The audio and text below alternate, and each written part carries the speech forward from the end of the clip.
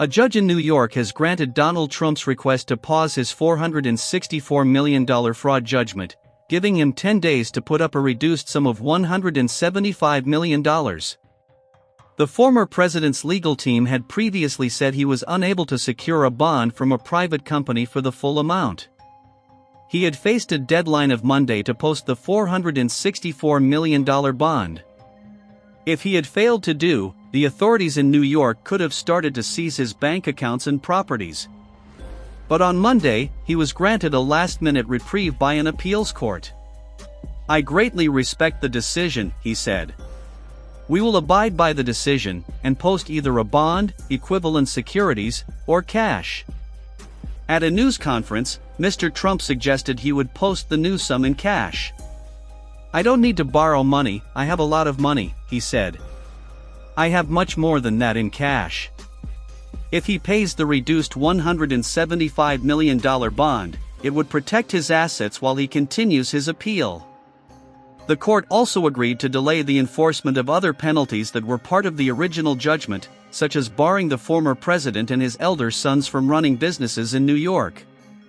But the court left in place a monitor that is overseeing Trump's businesses and can sound alarms if they find any misconduct.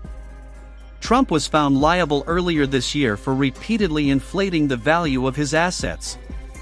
To secure a bond, an individual has to demonstrate to the company providing the guarantee that they have enough liquidity, usually in the form of cash or stocks. Mr. Trump testified last year that he had as much as $400 million in cash. Forbes gave a similar estimate in September 2023, around $423 million in cash and liquid assets. Last week his lawyers said he had been unable to cover the $464 million penalty despite approaching 30 financial companies to provide a bond.